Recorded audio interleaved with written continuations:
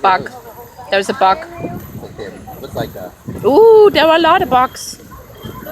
A whole bunch. The little deer that you see over there to the right, those are fallow deer. Fallow, fallow deer. They're native to Europe and parts Wow, of look at Asia. this over there. Oh my. Wow. Look at those. Over there. Oh yeah, look at all them. Deer field.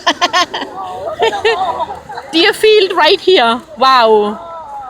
Wow, Oh my infested goodness. Look at this one. That's a very here. wow.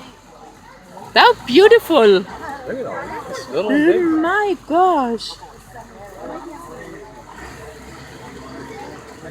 But it looks like an elk, the one, because the antlers are closed.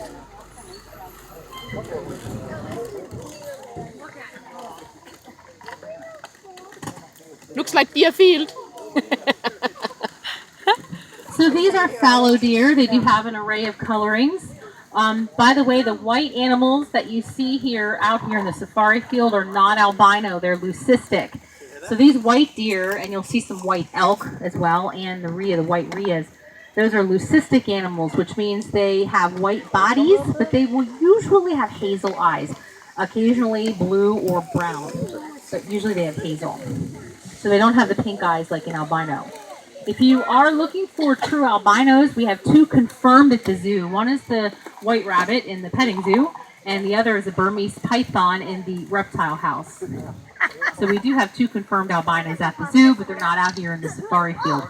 All of the white animals out here in our safari tour are leucistic, which is just like a genetic thing.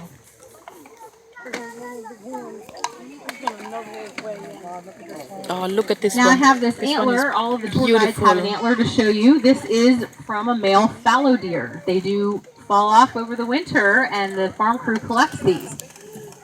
So they're called palmed antlers because they resemble the palm of a hand, the curvature. And on a palmed antler, you do not count points. So we're not going to count 1, 2, 3, 4, 5, 6. We're not worried about that with a palmed antler. Okay, we want to count the width. Look at the width. Typically 9 inches or wider is your trophy with a palmed antler. Okay, so they're different from the whitetail. On the whitetail, you would count the points to know if you have a trophy. But with these palmed antlers on the fallow deer, you're worried about the width of the antler. On the, that little big dude right there, they average about 100 pounds for the set. Yeah. A lot of weight on your head. Well, wait. I don't want to hear that. This way up there. Even these. For such a little deer, you know, that was pretty. Look. think they look up there. This one, like a statue right now. Black and white. Those with the small antlers, like just the two pointy ones, those are very young males. Those are nubs, and they're just young males. They'll grow their bigger rack next year. But you might also see one with one big one and one little one, or one big one and then nothing on the other side. Well, the reason that happens is due to damage, whether it was damage towards the end of the season last year, which they didn't drop properly, so that made new growth more difficult, or likely when they were in regrowth during their phase where they're softer and prone to damage, they may have had their head stuck in a tree, they may have had a fight with another male. So because there's damage, it doesn't grow in right for one season. But luckily with antlers, they're going to look really goofy for one season. They're not going to be the chick magnet, but they'll have another chance next season. They'll have another chance to grow them in right. So luckily they're not like horns, because unfortunately if horns are broken, that's a lot worse. Because horns they're not meant to fall off. Horns are meant to stay on the animal and just continue to grow.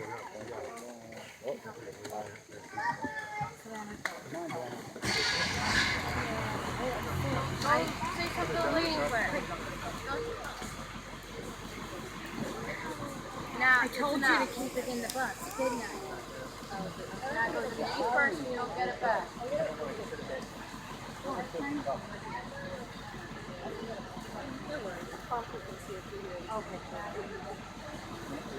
Nope, you don't get it now. She dropped the bug, the cup. Oh.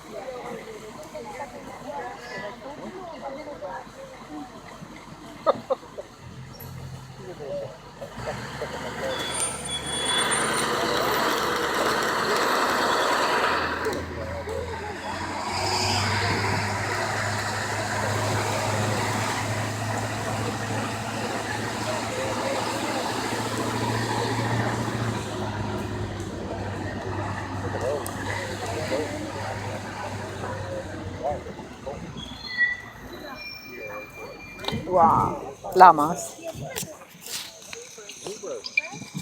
Okay, well they're always trying to play hide and seek, but I found them. Ha! Those are Z-donk back there hiding in the woods behind the trees. Z-donk are a beautiful combination of zebra and donkey. In most cases, dad is the zebra, mom's the donkey. Doesn't that sound funny when I'm calling mom a donkey? But every time I say that, I think that sounds so bizarre. But that's What's usually the how it noises is. They they are could breed make? the other way, but it's less common. So usually dad's the zebra. What are the noises what they make? What was that? The noises what they make? Like the donkey makes ER Yeah, and... it's just like, they actually don't make much noise at all. It is Oh, rare that you hear them make anything. okay. Yeah, it's similar to a donkey. Uh-huh. Yeah. Thank you. They rare.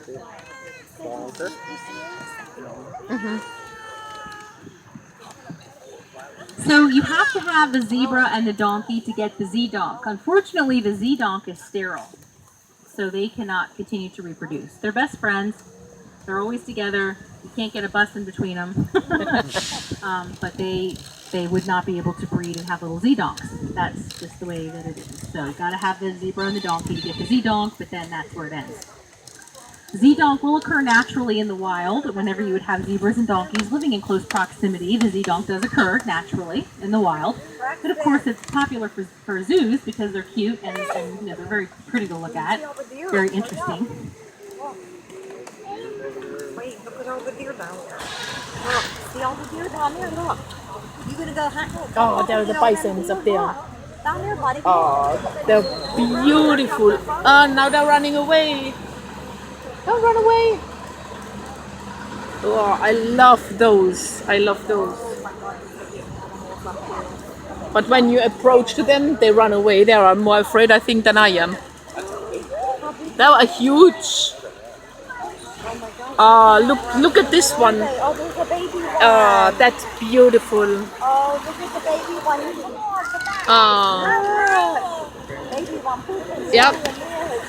Dad, mom, and the baby. They are so cool. Oh, look up here.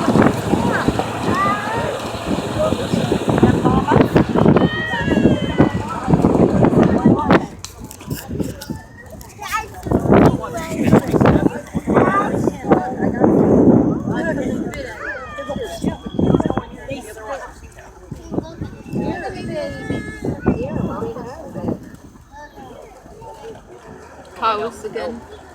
Cattle. What are them? Look at these things. Water buffalo. Buffalo. So these are the true buffalo right here. I These think are water. Asian water buffalo. Water buffalo. Was right. Water buffalo are native see it to on the India, horn? Nepal, and Thailand.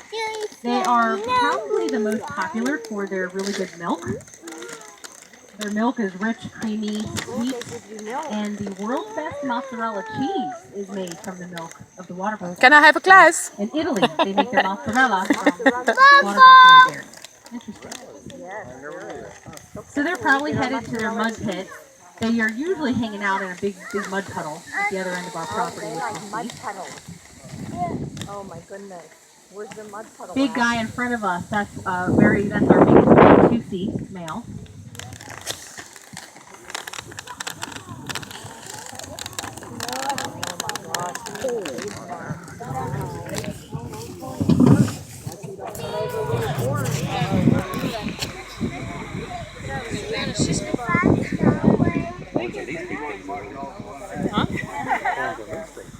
Yeah.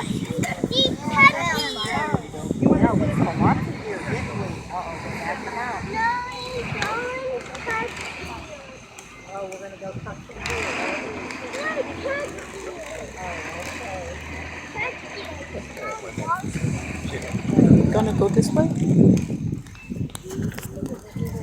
Let's look over here, Preston.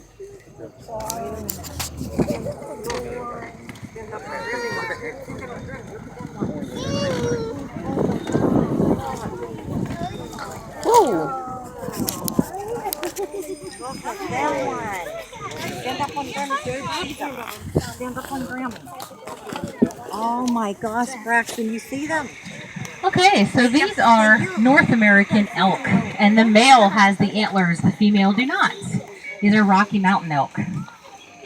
Beautiful. You'll notice the male, he's already covered in all kinds of stuff.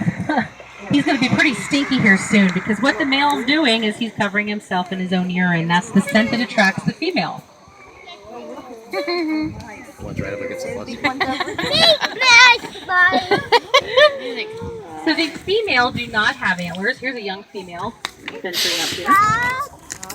And if you look closely at her eyes, you see how they're like a marbly hazel? She's leucistic. They're not albinos, they're leucistic animals. Typically hazel is what color their eyes are, but occasionally there's blue and brown eyes. This one stays like a statue. So the North American elk, these Rocky Mountain elk, are the second largest deer in the world. The largest deer is the moose. We do not have moose here. Moose are more temperamental anyway. We're happy that we have our elk here. They're sweeter. It's probably still shedding some of the velvet. Yeah, I'd say 2 weeks ago, it was really gory here. It was like a Friday the 13th movie. It's all these gory antlers.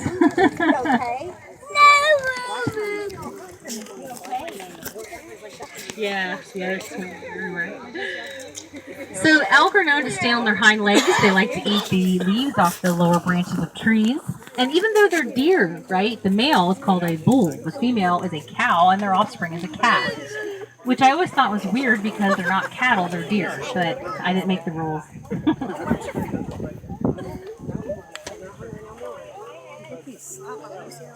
So we're going to head into the big woods next. There's a really big turn at the bottom of the hill down here, so it is super important to be properly seated.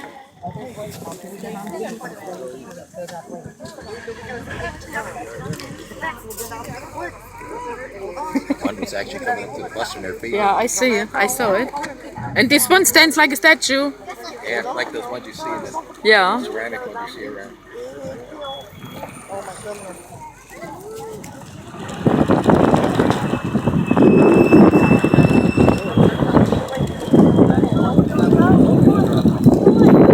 Huh?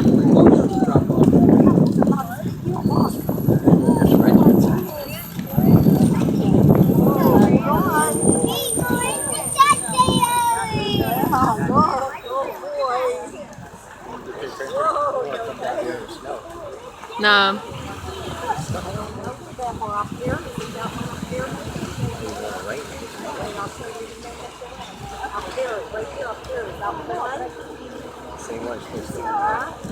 Yeah, he stands like a The statue. water that you see down here is a spring-fed stream.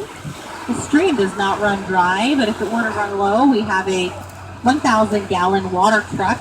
We bring the water from the lake. We bring some of that down here for the stream. The animals do like to come down here, especially during the warmest summer months. A lot of the mothers will bring their new babies down here to hang out.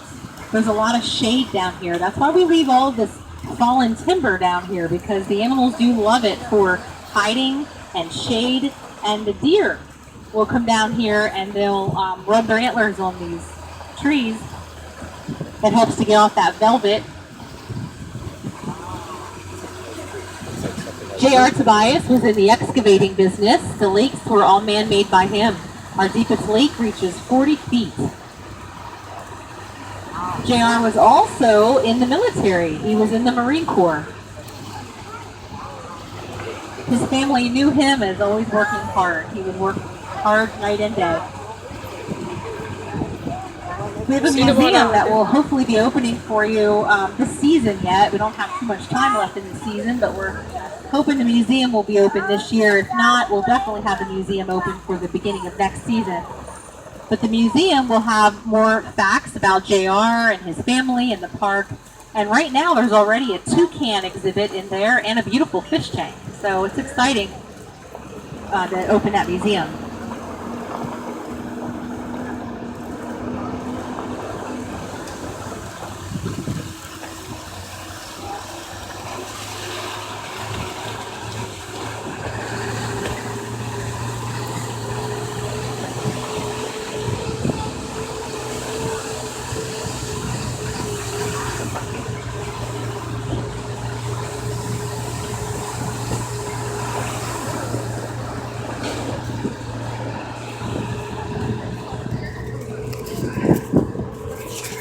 I think I'm green grass.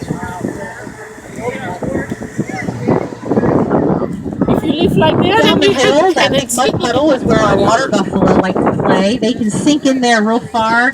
They love to be covered in mud because it keeps them cool and it keeps the bugs away.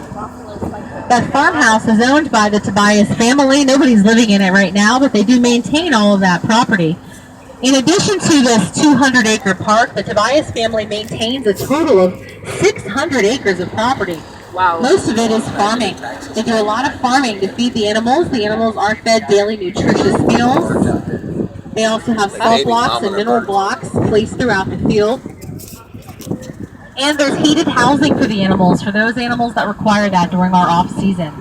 Many of the animals out here on our safari field are able to adapt easily to changing Pennsylvania temperatures, such as the Brahman deer cattle and our bison and the deer. They can all adapt easily to changing temperatures.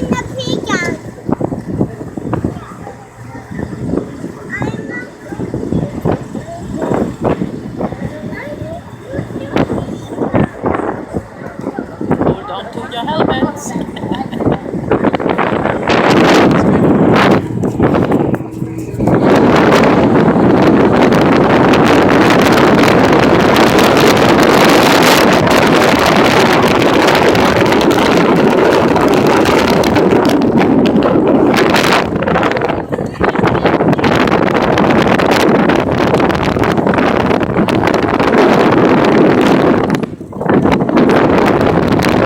Didn't someone say they had giraffes? Someone said to me they had giraffes. But I don't have anymore.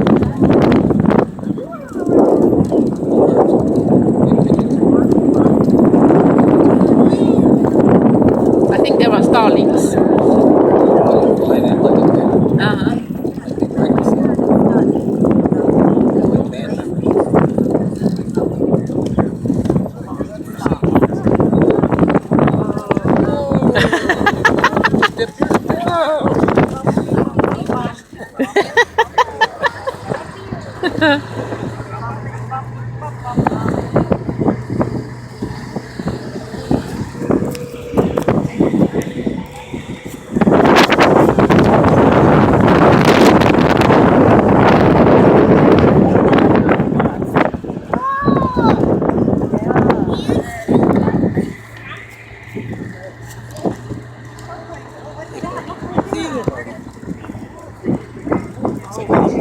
Alpacas or llamas, what they call it. Maybe alpaca is the American name and llama is the German name.